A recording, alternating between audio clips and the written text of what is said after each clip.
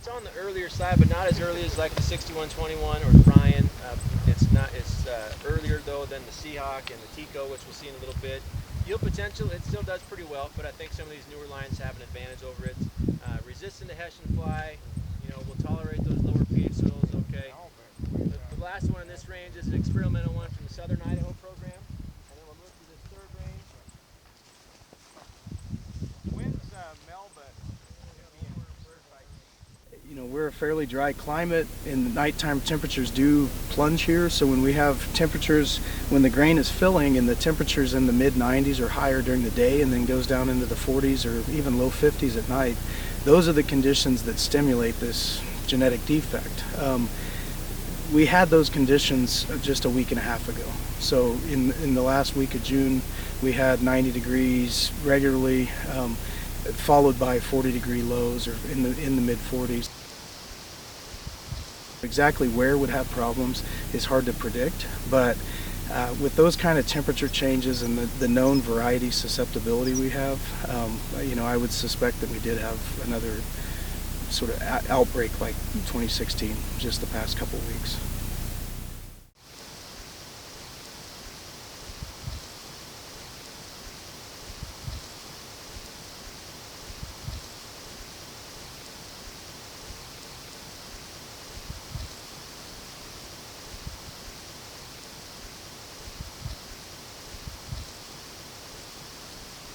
Falling numbers is just a test that's used to measure the property of the starch, from a crop. So all it's measuring is basically how thick or viscous or how much of a gravy the wheat flour forms under a high temperature.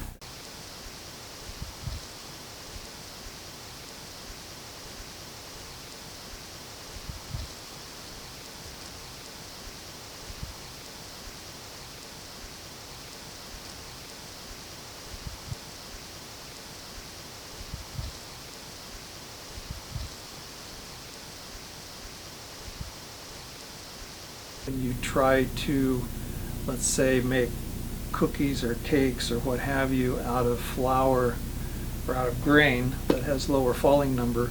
In general, you're risking product defect, lower product quality. The incidence of low falling number samples, occurrences, was certainly different than what we've probably experienced for who knows how many years.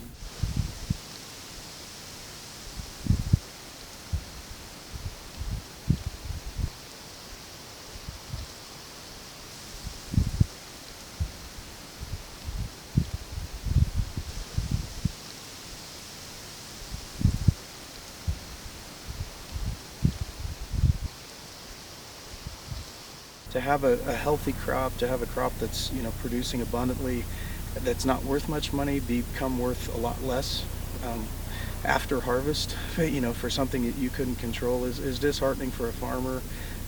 It can be catastrophic, tens of thousands of dollars to individual families, and that's a blow when prices are low that they can't necessarily afford to take. Right now, to say that we are going to have a problem is speculative or premature, but the weather the past week or two has been a lot like it was last year when it did cause this problem.